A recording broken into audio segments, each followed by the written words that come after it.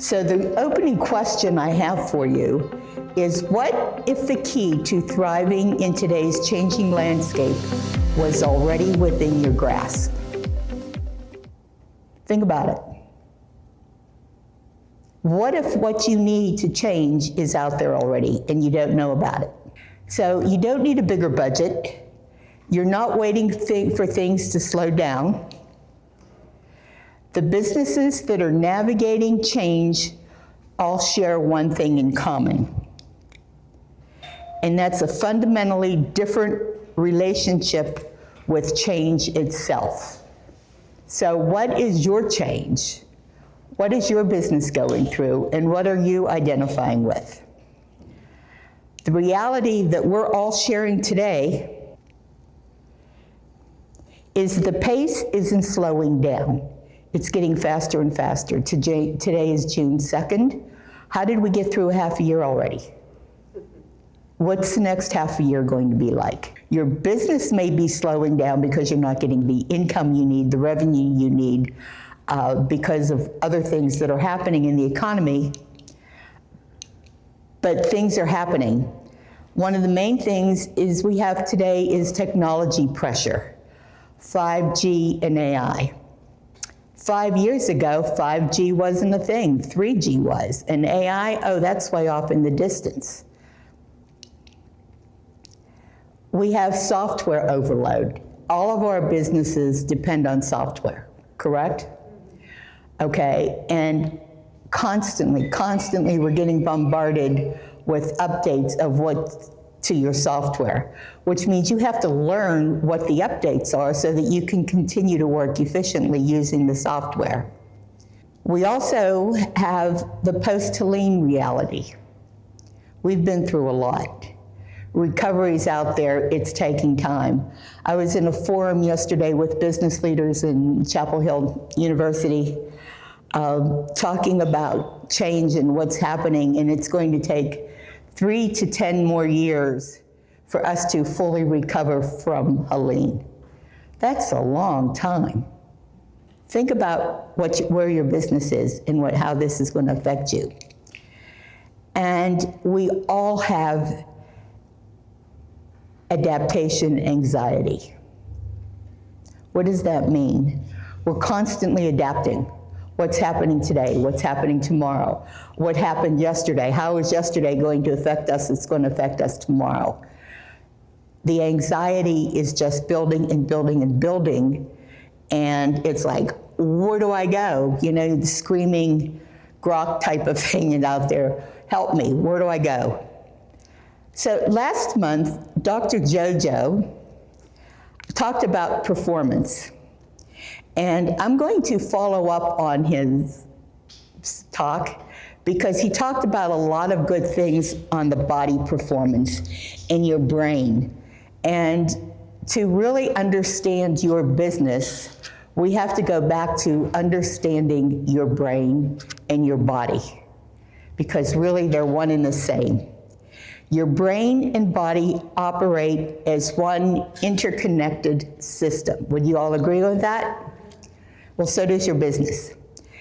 Peak performance results when you have aligned systems communicating effectively. And we all know the athletes out there, we just went through the Olympics. They were training to get their body in peak performance. Is it in peak performance? For 1 nanosecond of their lifetime, it's in peak performance so they can win a gold.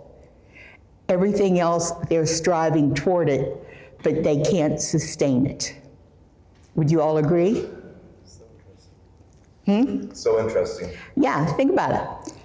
Fragmentation, one little fragment of something not happening, disrupts the whole part of your body, not just the one little part. So this morning, oops, wait, it's raining outside. I have arthritis in my knee. Oh, my knee's upset. Well, my knee's hurting a little bit and throbbing, so I can't stand. I can't do this, I can't do that. My whole body is off because of one little part. How do I get back to peak performance? Well, we also then have to look at our business.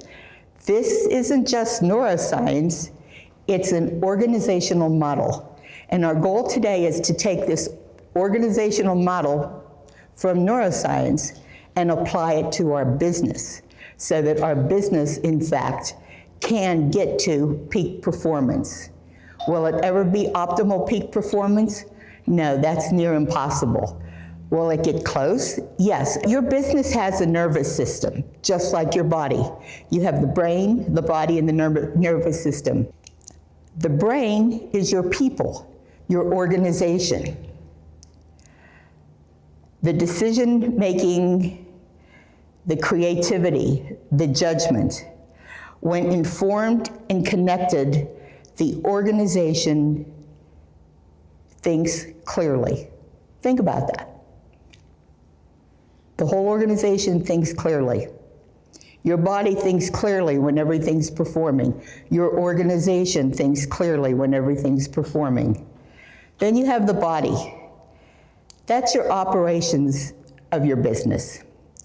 The processes, the workflows, the systems that execute decisions and produce results. So what does that mean? Let's continue. The third part of is the nervous system. The nervous system is your communications. The nerves go through your body and send signals. They carry messages from one organ to another. They carry your blood. They pull everything through. That's your business too. What's communicating? And I want you to remember the word communications because that's basically what I want to talk about today is communications. Two people interacting. Telecommunications is two people interacting using electronics, telephony, telecom, technology. But it still gets back to communications. And how are you communicating with each other? It's the connective tissue. So let's step back and talk about the evolution of telecommunications because we've come a long way and all of us in this room all remember the old analog phone systems and the copper lines that we had to our house. And some of us remember having to share a party line. If you were growing up in an urban area, you probably don't remember party lines because you didn't have that. I can tell you as late as the mid-1970s, there were a lot of counties here in North Carolina that still had party lines. So you think what you know, and it's like, oh, the city has it, so everybody in the country has it. Wrong answer. There was a parish in Louisiana that I worked with in the late 80s. They got electricity for the first time in 1987, and in 1988 we had to go in and teach the concept of telephone because they never had a telephone. Let's talk about pots and pans. Pots is plain old telephone service. That's the copper lines we had to the home. You only had a landline. You didn't have any other technology except your telephone, but you still were able to telecommunicate with your neighbor now because you had the phones went from strings to copper wire. And then we started moving into electronics, digital, which is the pretty awesome new stuff, the pans, pretty awesome new stuff. And we're still in pretty awesome new stuff, and it's going to continue to keep changing because what it was 30 or 40 years ago is no longer pretty awesome new stuff. It's old stuff now, but it's still, new stuff is coming. It evolved, we went from copper wires to coaxial cable to fiber optic networks. And we had to get to fiber optic networks so that we could have cellular, because cellular is not wireless. All cellular towers are backed up by a fiber network. So as the signal goes from your phone to a tower, it goes back through a fiber optic cable to get carried across the country to someplace else. So without fiber, you're really not going to have cellular. As a result of the fiber coming into play, it could carry more data as well as voice signal.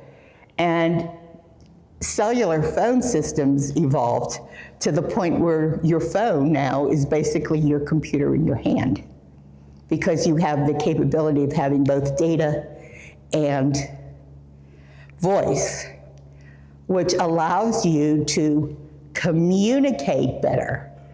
So you're still back to communications, and how are you communicating in your business, and where is it expanding to?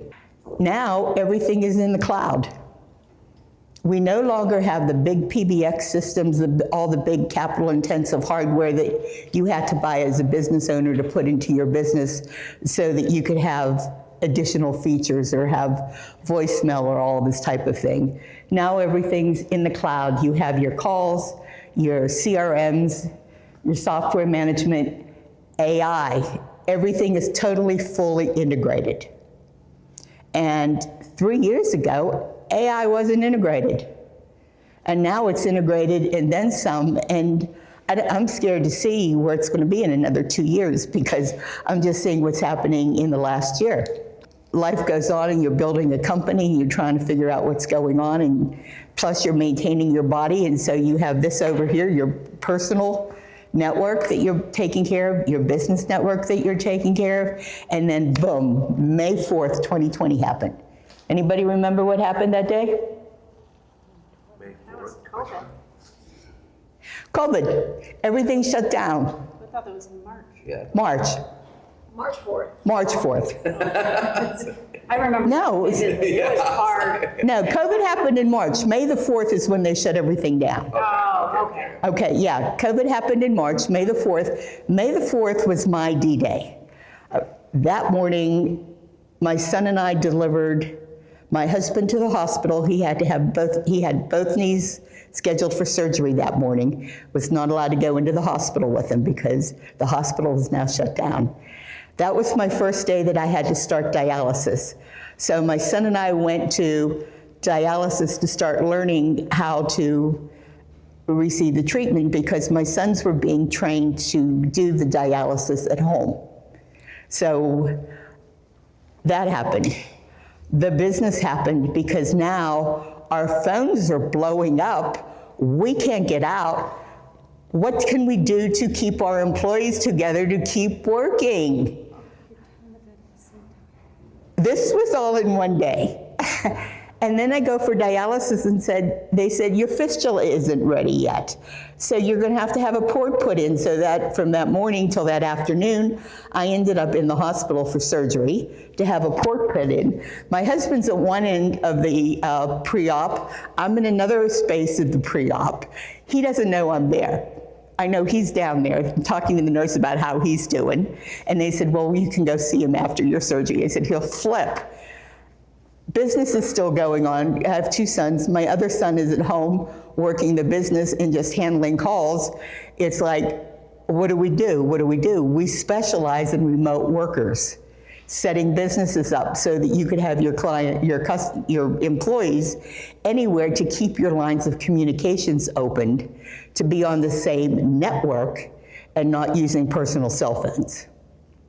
So that was a day that was. We got through it. COVID changed how business works, because now you have remote workers everywhere. And remote workers are using their cell phones. Bingo.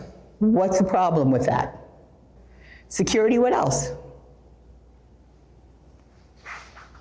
Number one issue, who's going to steal your business from you? Your employees, because if they know what you do and they decide to go out on their own, they're taking their customers with you because they have all of their data on their personal cell phone. And their customers have their personal numbers, not your business number that they have to call into. Okay, so all of a sudden you had a lot of service providers who started losing clients because a lot of people said, well, I can't work for them, I gotta work from home, I might as well start my own business. Bingo. How strong is your business? What's happening? So we get through COVID and we keep going. And I did have a kidney transplant in between all of this. And with the transplant, I opted for a diseased kidney. I got a diseased kidney, so I got a lot faster. But then I had to deal with the disease, and they said they could cure it in 6 months. Unfortunately, the disease, whatever happens, and it mutates and whatever, and I ended up in the hospital for 15 days with the laboratory people working with their petri dishes to determine what kind of medicine could they give me to cure this disease. So I'm on death row. After this was all cured, and they did cure it within 6 months, the doctor said to me, "Do you know that there was 3 or 4 times where we thought you were totally gone?" And there's my business. And what's going on with your business? And how is that being maintained? So you have the anxiety of you have the anxiety of your business. What pieces aren't working? Is your brain working in your business? Is your network working in your business? Network not necessarily meaning the wiring, but the communications within your staff and your customers. How is it all coming together for you? Think about it. And then lo and behold, shortly after that, things started stabilizing. Hi, Helene. Remember me? I'm here to, let's cause more havoc in your life because you don't need it in your business. And we looked at our customers, and some of them were great because they had pre-planned and they had their systems set up and redundancy in place so they could work anywhere. So yes, everybody was without service, but those that just were still using their office phone and keeping it all in the office, I watched their businesses, literally, like you, float down the river. I saw our phones floating down the river, and people are calling and they're trying to get in touch with us and saying, what do? We lost everything. All of our paperwork is down the river. Where are you? Let's talk about anxiety. So it's affecting not only your business, it's affecting you. And then it's a vicious circle because you have this system over here, this system over here. We're not going to introduce the third system over here, which is your family. We're not even going to talk about that today because that's a whole nother set of things that we have to take into consideration. What is the most concerning is you and your business. So what does resilient infrastructure actually look like? Because this is what it's all about, and this is what we need to plan for. Because if COVID happened and Helene happened, that's 2 out of 3. Things happen in 3s. Are we prepared? So what we have to do is really take a hard look and sit down and ask questions as to if your office was inaccessible tomorrow, could your team keep working? Could you identify why your customers are frustrated? Think about it. With data, and not just on instinct.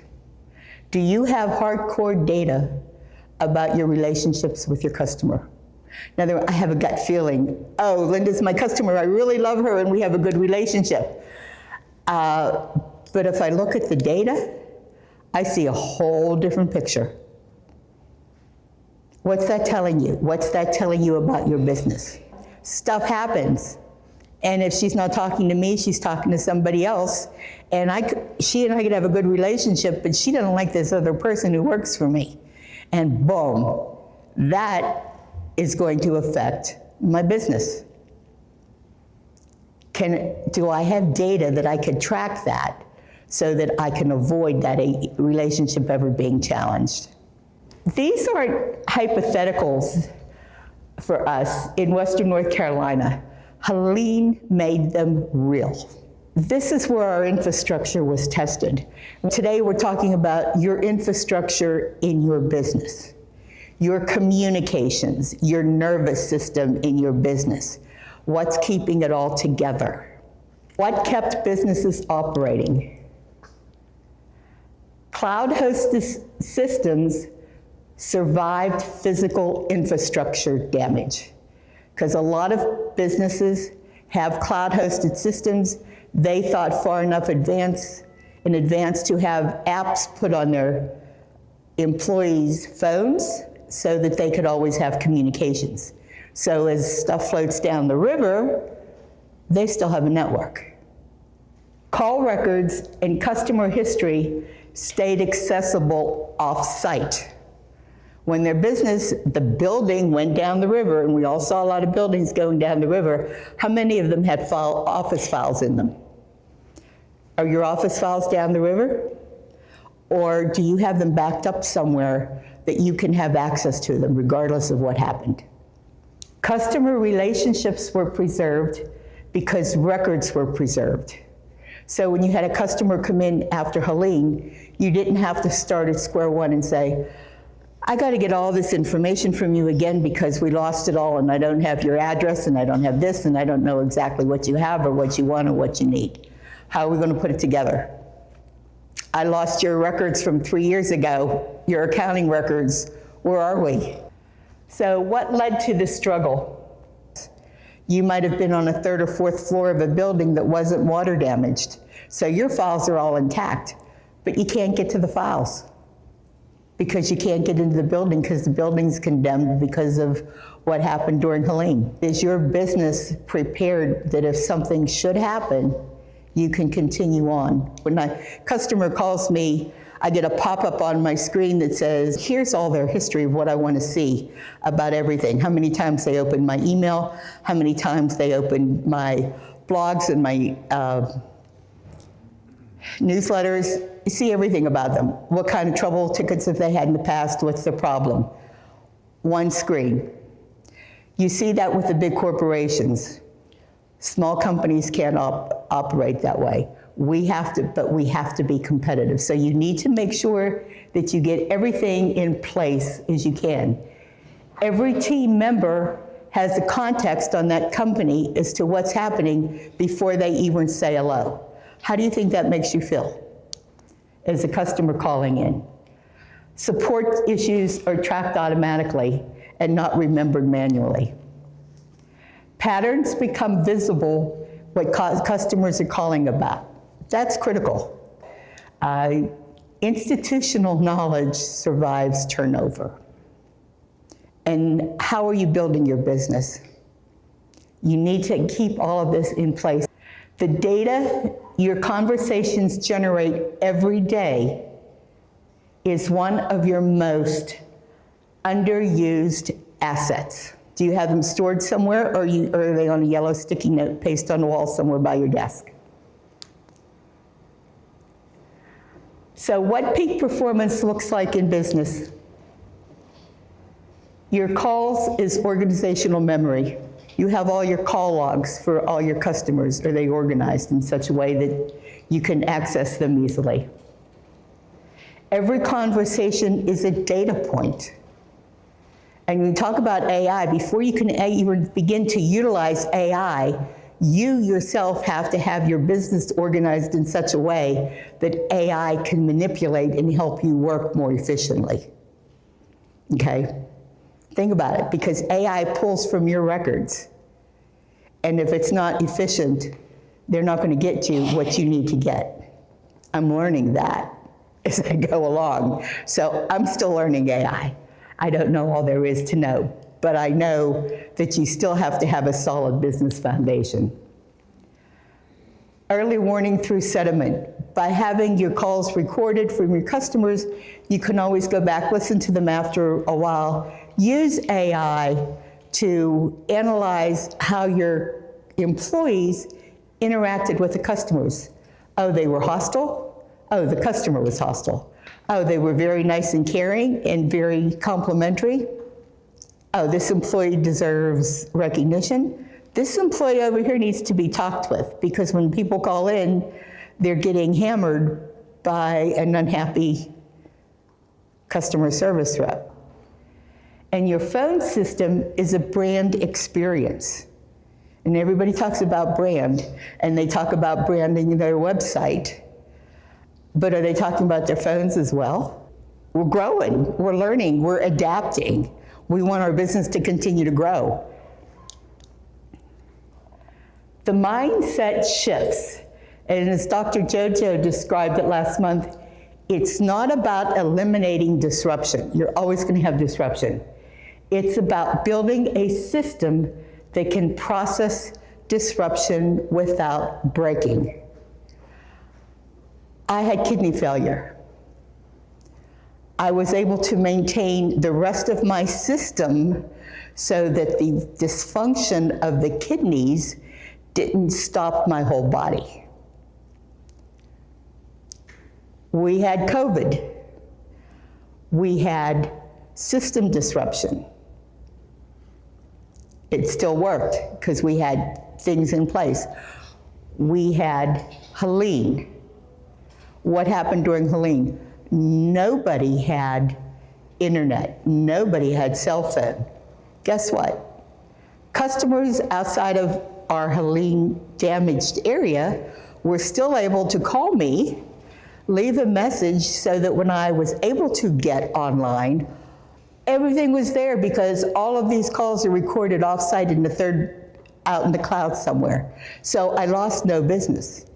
I spent a couple of days just making a lot of phone calls, catching up, but I didn't lose the business.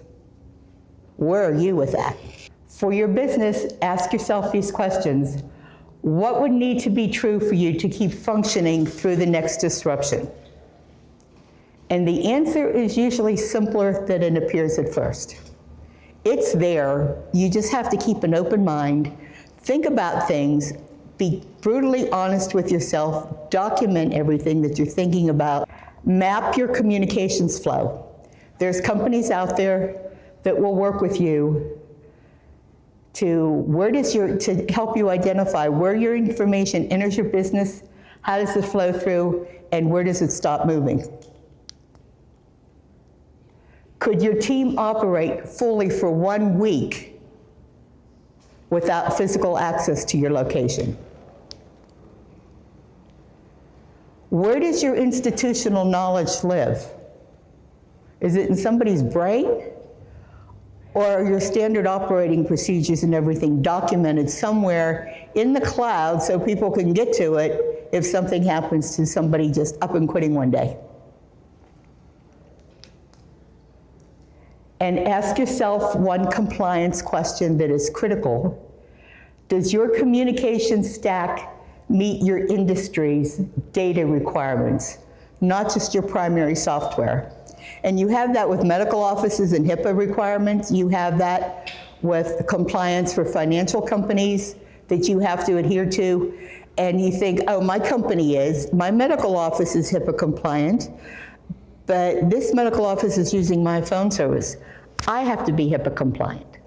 We're not talking about any capital investment here today.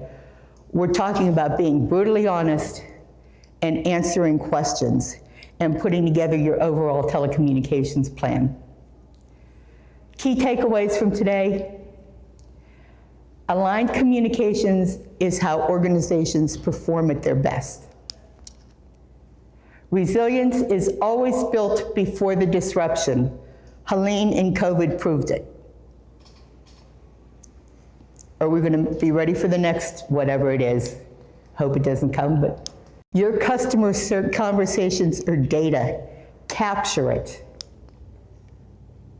Enterprise-grade capability is no longer reserved for large organizations. And the sooner you start and understand that while your business is small and you get everything in place, it grows with you and then you're not bike pedaling real hard to catch up. And adaptation is a design problem. Most solutions are already within your reach, and it's just not your phone and your internet and your network and your computers. It's also the software that goes along with it and putting it all together. And we'd be happy to sit down and have conversations with you.